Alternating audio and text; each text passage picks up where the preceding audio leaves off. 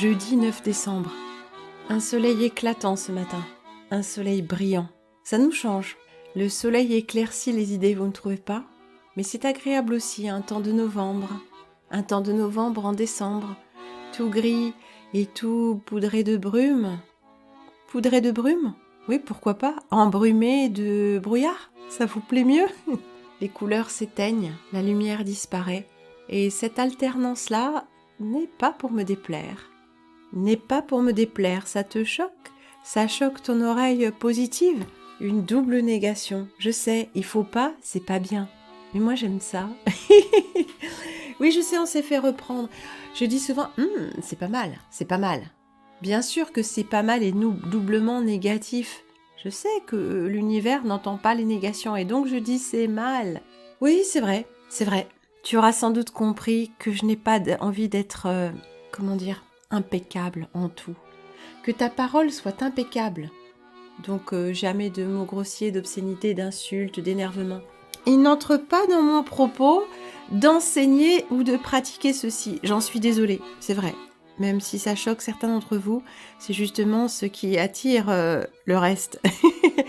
Qui fait l'ange fait la bête, disait ma nonna, ma grand-mère. Et c'est très vrai. Je sais, je me répète, mais c'est ça être fille de prof. Fille de prof, c'est prof dans les gènes. Bah, c'est comme ça. C'est peut-être aussi ça qui fait mon succès, n'est-ce pas ? Ma démarche didactique, pas à pas, alliée à cette démarche intuitive et intuitivement apprise, de répéter les choses, de revenir dessus. Vous savez, comme les enfants qui aiment qu'on leur raconte toujours la même histoire, parce qu'ils prennent plaisir à cette sécurité. Et aussi que dans les histoires, où il y a toujours un enseignement caché, cet enseignement fait son chemin en nous, mais pas de façon intellectuelle, pas de façon voulue, volontaire, non, tout simplement, tout en douceur, à travers le plaisir qu'on a à focaliser son attention sur autre chose, à savoir le plaisir d'une histoire. Moi aussi je raconte des histoires, j'en raconte des histoires, je suis conteuse, raconteuse de sornettes en tout genre. Répéteuse, répétitrice, bis repetita, nom de plaquette. Si, moi j'aime bien bis repetita. Répéter 2 fois, répéter 3 fois, répéter 4 fois, répéter 5 fois, ça n'a pas d'importance. La parole vivante, toujours renouvelée. La parole contient beaucoup plus que les mots. D'ailleurs, la parole, ce n'est pas que le sens des mots, c'est le son de la voix, vous le saviez mieux que moi. La vibration. D'ailleurs, vous avez réfléchi à ça, comment on pose sa voix. Il y a des inflexions absolument infimes quand on parle. C'est pas une hauteur tonale, pitch pour ceux qui connaissent ce mot anglophile, franglophile. C'est la hauteur 1, 1, 1, 1, 1.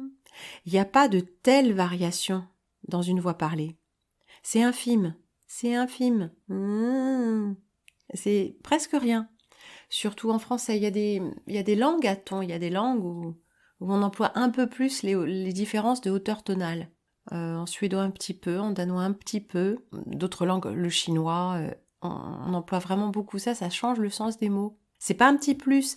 C'est pour ça que les Français ne comprennent pas quand ils parlent de façon atone ou qu'ils ne font pas les brèves et les longues, par exemple en anglais, live et leave, c'est pas le même mot. Donc ils se font pas comprendre et ils ne comprennent pas pourquoi ils ne se font pas comprendre. Parce que c'est comme si c'était en dehors de la sphère d'un Français de comprendre que la hauteur tonale et que la longueur d'un son sont liées au sens du mot. Parce que notre langue n'est pas structurée ainsi. Alors c'est tout à fait compréhensible, mais ça me semble aussi témoigner d'une forme d'incapacité à se projeter dans autre chose que le connu, qui me sidère toujours. Les Français ne sont pas un peuple musical. Les Français sont un peuple intellectuel, d'une façon générale, donc mental plutôt. Il y a des barrières mentales. Il y a des barrières mentales fortes. Bien sûr, il y a des danseurs et des musiciens en France, je ne dis pas le contraire. Je dis que le génie du peuple français n'est pas le rythme, ni le lâcher-prise, ni le sens du son, ni le sens musical, ni le sens corporel, mais plutôt la puissance mentale. C'est un fait. Sur quoi j'étais partie ? Je ne sais plus. Oui, sur la hauteur tonale de la voix. J'avais lu un truc dans les 5 tibétains, vous connaissez ça? Les 5 rites tibétains. Rites, c'est toujours bizarre, rites. Ce sont des pratiques un petit peu comme la salutation au soleil, pour ceux qui connaissent le yoga. C'est un enchaînement, on peut dire. C'est pas vraiment autant un enchaînement que la salutation au soleil, mais c'est 5 postures de yoga tibétain, en fait. De hatha yoga tibétain, donc des postures corporelles avec la respiration naturellement, j'imagine, destinées à renforcer tout le système. Donc c'est un Anglais ayant voyagé là-bas. Bon, ça c'est l'histoire, hein, je sais plus exactement. Bon, bref, on ne sait pas si c'est tout à fait vrai ou pas, mais ça n'a pas tellement d'importance si ça marche.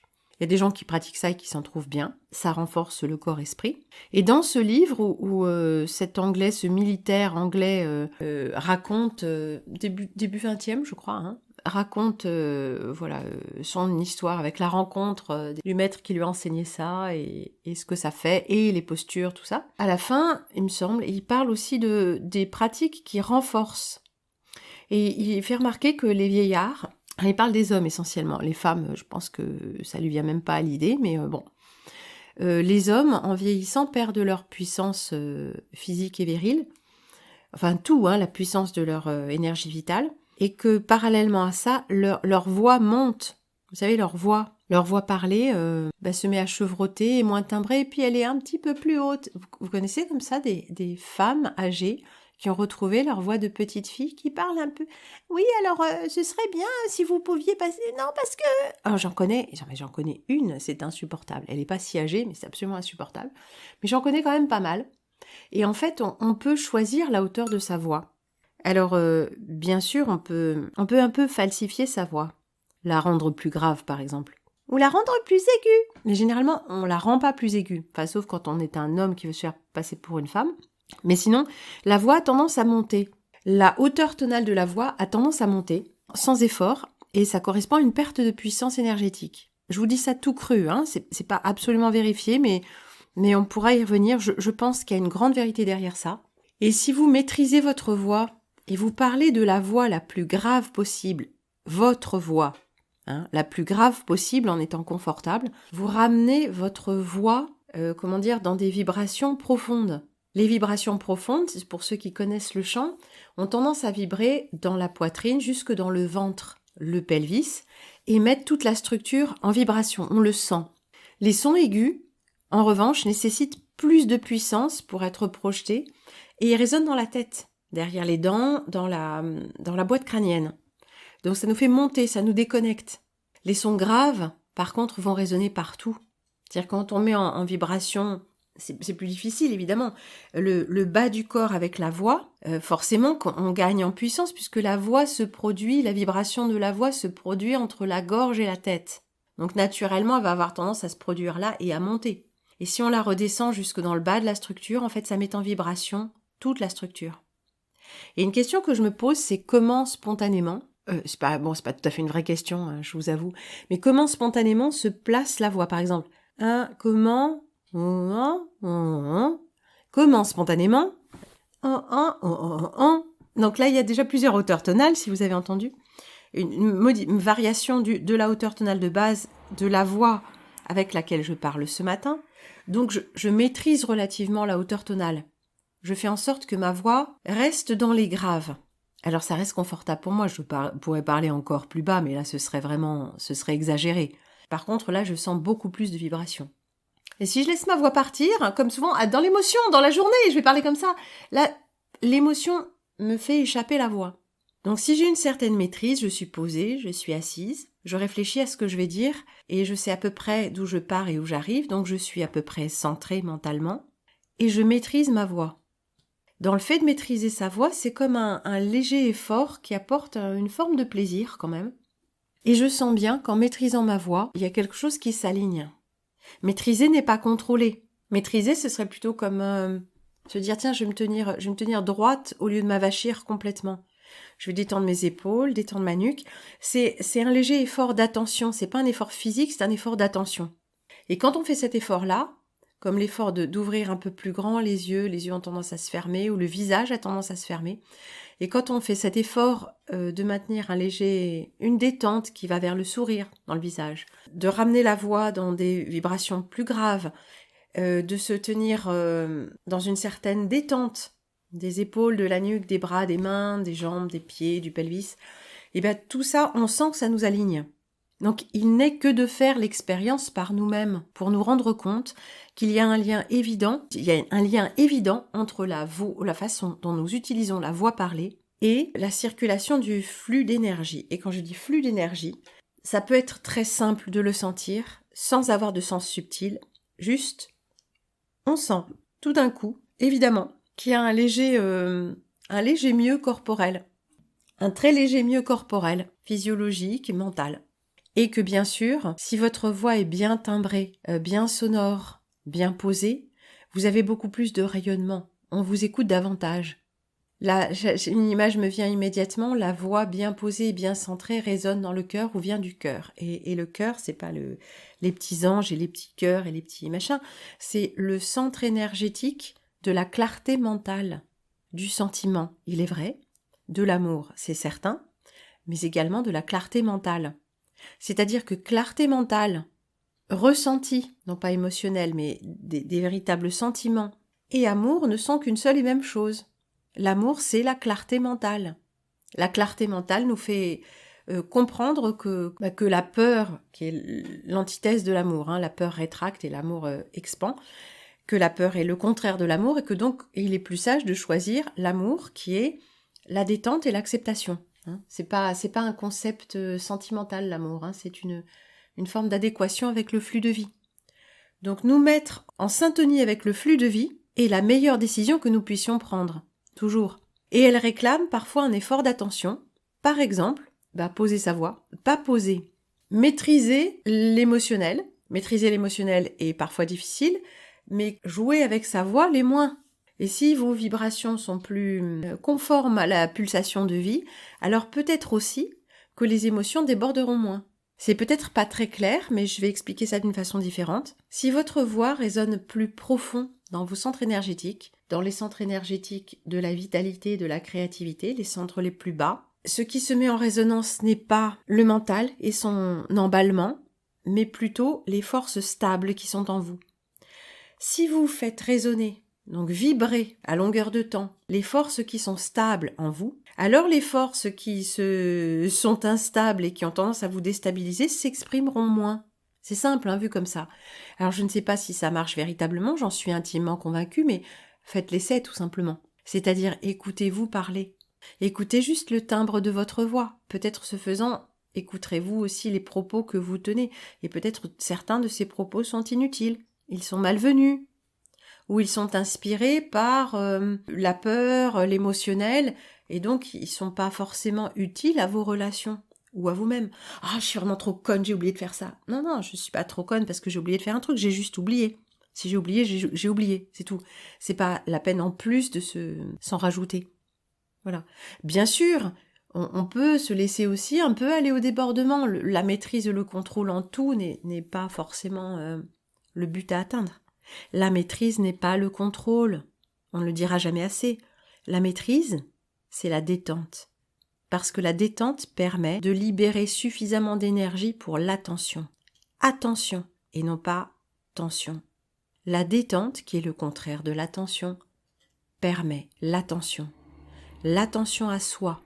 À soi, c'est ce qui se passe à l'intérieur, évidemment ce qui se passe à l'extérieur, puisque nous recevons l'extérieur à l'aide de notre niveau d'attention du moment. Si nous sommes complètement focalisés avec cet effet tunnel, nous ne voyons plus rien, et nous ne voyons pas la pièce, nous ne voyons pas les gens, nous ne voyons pas les situations.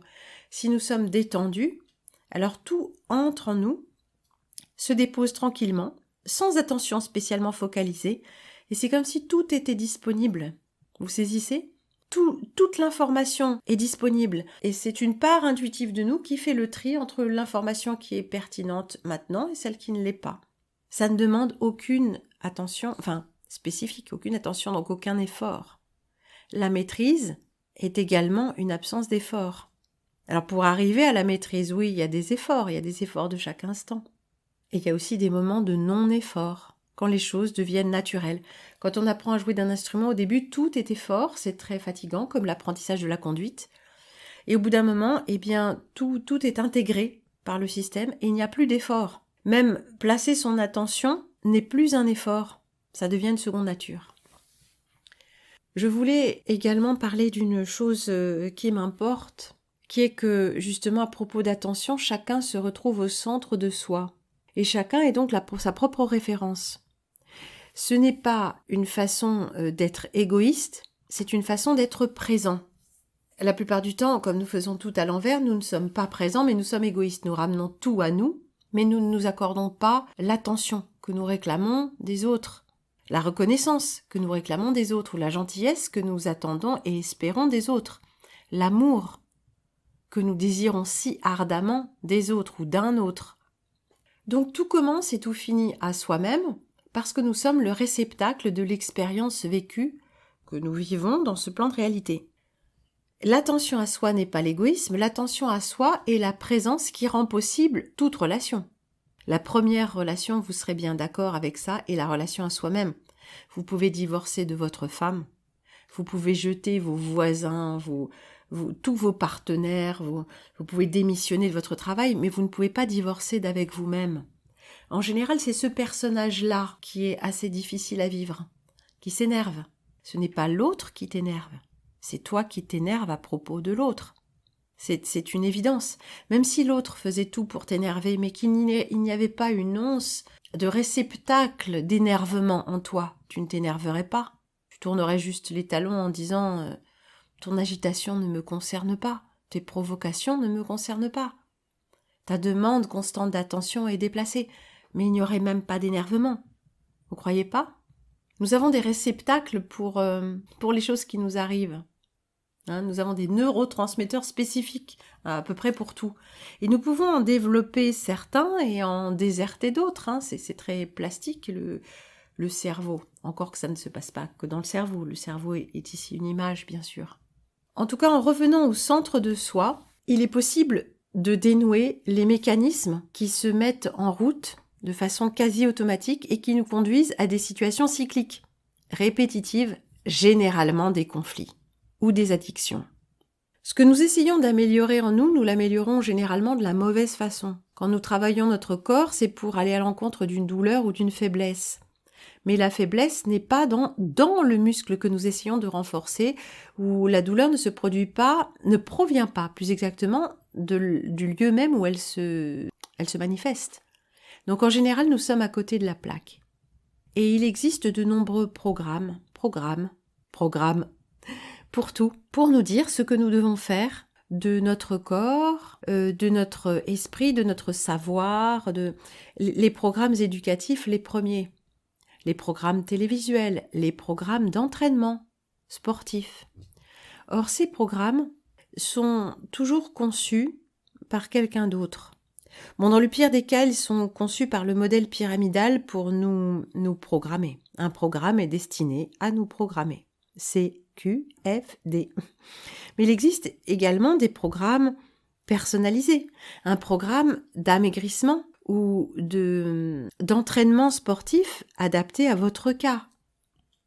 Il existe des tas de thérapies qui fonctionnent également sur des programmes, ou en tout cas, si ce ne sont pas des programmes, des pratiques qui doivent être menées jusqu'à leur terme, c'est-à-dire des choses qu'on ne peut pas forcément réaliser depuis le début, donc des niveaux débutants, des niveaux avancés. Je pense notamment, par exemple, au Brain Gym. Il y a plusieurs niveaux, parce qu'on ne peut pas réaliser d'entrée de jeu certaines choses qui mobilisent tellement l'attention que nous ne sommes pas habitués à le faire, donc nous n'y arrivons pas. Donc ce sont des programmes. Et bien sûr, ces programmes ont leur intérêt parce qu'ils sont conçus sur des observations de l'humain, des observations de ce qui ne fonctionne pas et qui peut être amélioré. Cependant, ces programmes, qui potentiellement sont à portée universelle et pourraient apporter à chacun une amélioration dans sa situation, ne prennent pas en compte votre situation spécifique. Et votre situation spécifique n'est pas une limitation physique, physiologique, mais plutôt un blocage émotionnel spécifique. Un programme de sabotage mental spécifique. Bien sûr, puisque nous avons tous un blocage mental, il est facile de comprendre que ces programmes devront prendre en compte le fait que nous avons un blocage mental. Et c'est ce que font la plupart de ces programmes thérapeutiques. Bon, les programmes sportifs, non, ils ne prennent pas en compte l'émotionnel.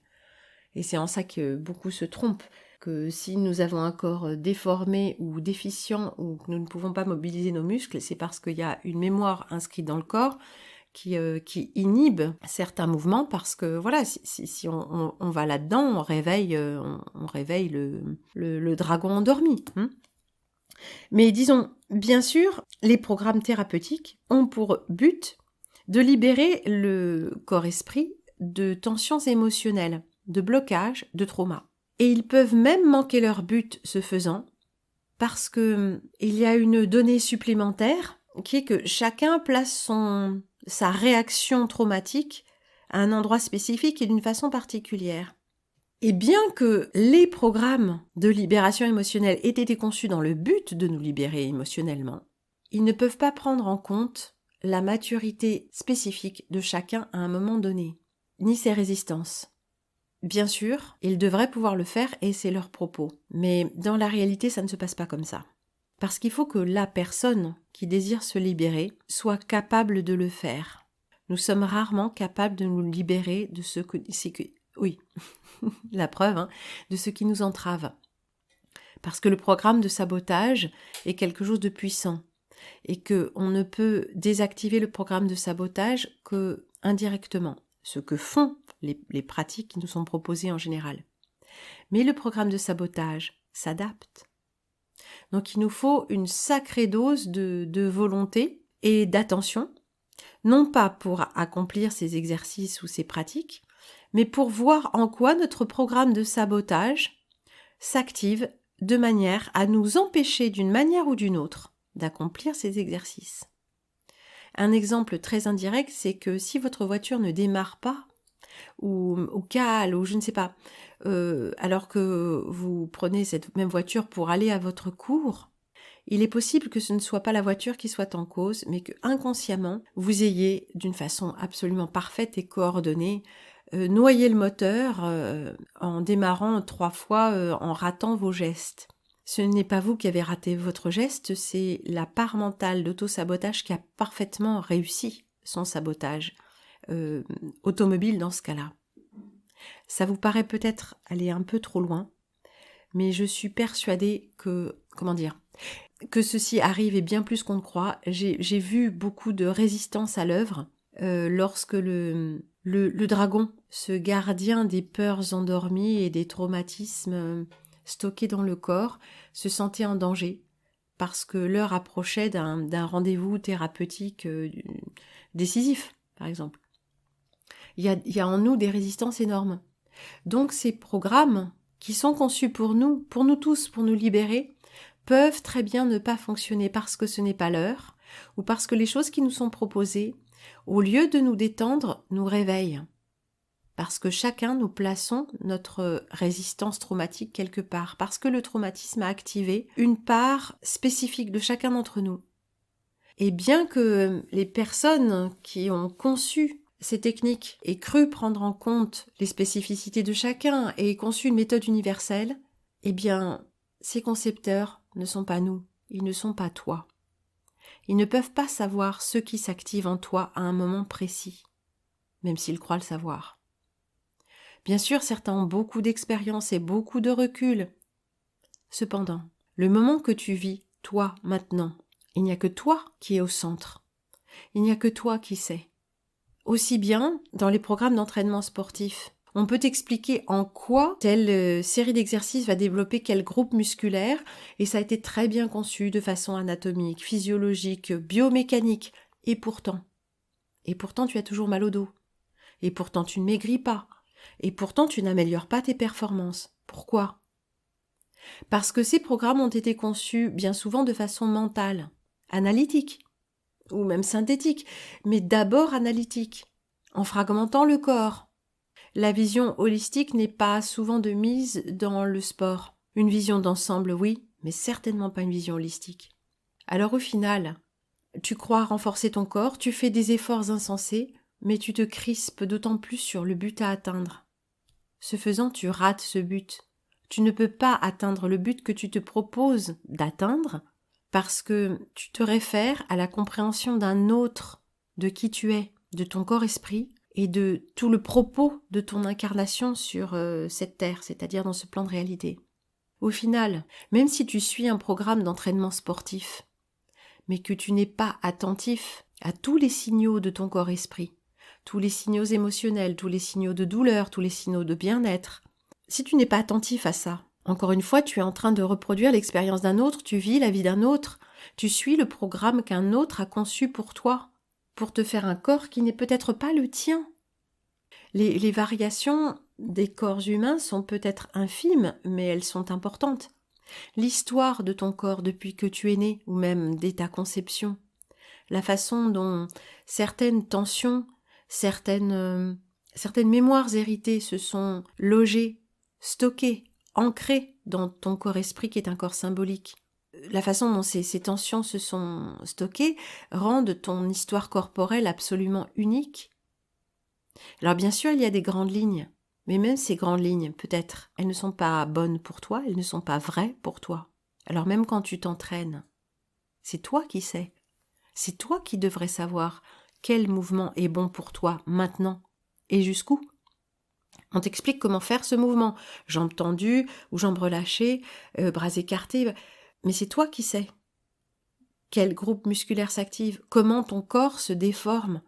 C'est toi qui sais si tu places ton attention à l'intérieur et si tu cesses de faire confiance exclusivement aux personnes qui te disent ce qui doit se passer dans ton corps quand tu pratiques une chose ou une autre, ce qui doit se passer dans ta psyché et tes émotions quand tu pratiques une technique ou une autre.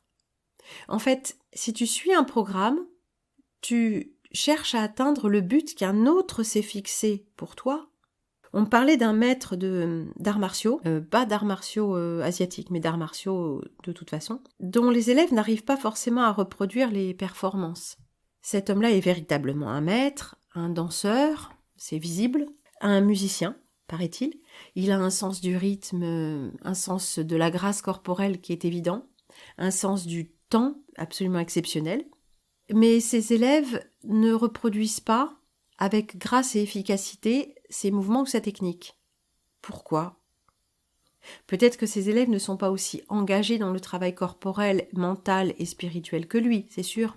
Peut-être aussi, tout simplement, c'est un peu plus gênant que cette méthode fonctionne pour lui.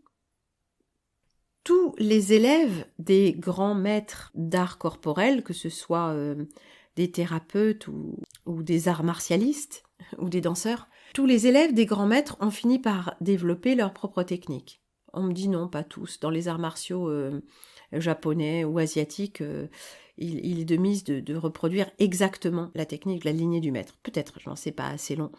Mais il me semble que chaque artiste ou créateur, en s'appropriant les savoirs du maître, a développé son propre art. Et plus il s'est approprié la maîtrise de son modèle, plus il s'est révélé à lui-même. Et en somme, c'est ce que nous devons faire. En tout. Dans tout ce que nous faisons. Non pas nous affirmer, réinventer, revisiter, dépoussiérer les vieux concepts. Non, pas du tout. Nous approprier l'essence des choses. Et ce faisant, nous exprimons une part de nous-mêmes qui, avec la maturité, avec le temps, avec l'âge, avec la maîtrise, va nous révéler en tant que personne humaine, être unique. Et bien sûr, nous détachera de notre modèle original. Le but n'est pas de nous en détacher, le but est tout simplement d'être nous-mêmes. Alors ce qui fonctionne pour quelqu'un qui est créateur d'une technique, qui est créateur de sa vie, ne fonctionnera peut-être pas pour toi. Peut-être que tu trouveras beaucoup d'inspiration, mais à un moment ou à un autre, tu rencontreras les limites. Tu n'as pas le corps de l'autre, tu n'as pas l'esprit de l'autre. Couler ta pensée ou ton mouvement dans la création d'un autre ne peut durer qu'un temps. Alors au final, quand tu pratiques la méditation, les arts corporels, la musique et même la pensée, au fond, toujours, c'est toi qui sais. C'est toi qui sais si cette expérience-là est la tienne ou si tu te calques sur les idées, les programmes d'un autre. Alors au fond, c'est moi qui sais, pour ma propre vie, si je me trompe ou si je suis en accord avec moi-même. Je préfère me tromper toute seule qu'avoir raison avec tout le monde sans avoir réfléchi, même si j'étais d'accord. Et c'est ce que nous faisons, chacun d'entre nous, qui nous entre-écoutons, nous entre-lisons dans cette petite communauté qui s'est créée d'elle-même. Nous essayons d'avoir tout simplement le courage de savoir si ce que nous pensons, c'est nous qui le pensons. Si ce que je pense, c'est moi qui le pense. Si le mouvement que j'accomplis est bon pour mon corps maintenant. C'est moi qui sais. Quand je me réfère à l'expertise d'un autre, je sens bien les résistances de mon système. Ces résistances peuvent être mentales parce que je ne suis pas prête, ou tout simplement, elles sont parce que ce qui m'est proposé n'est pas bon pour moi. Et je le sens à l'aide de ce simple mouvement, double mouvement, expansion, bien-être ou rétractation, alerte. Au fond, à chaque instant, pour tout ce qui t'est proposé, c'est toi qui sais. Mais pour savoir quoi que ce soit, pour se rendre compte de quoi que ce soit, il faut simplement que tu sois à l'intérieur, bien assis, confortablement installé à l'intérieur de toi-même, parfaitement détendu, les bras sur les accoudoirs et peut-être les yeux fermés, les narines frémissantes, un léger sourire de petit Bouddha flottant sur tes lèvres, les sourcils détendus, les pieds avec les orteils en éventail, et là, bien assis à l'intérieur de toi-même, tu ressens chaque chose et chaque instant. Tu ressens la hauteur de ta voix, la position de ton corps, et puis la qualité de l'air, chaud, froid, les vibrations qui t'entourent, les gens, énervants, charmants, mais tu les reçois à partir du centre de toi-même qui est disponible et présent. Et là, pour chaque chose qui se produit, c'est toi qui sais. Quand on te dit fais ceci ou fais cela, quand on te propose un programme, c'est toi qui sais si ce programme va t'apporter plus de maîtrise de toi, plus de bien-être, plus de guérison, ou si c'est une énième contrainte qui est imposée de l'extérieur. Et entre les deux, tu as le choix de t'engager un peu plus, un peu moins, chaque instant, chaque seconde bénie de ton expérience vécue. C'est toi qui sais.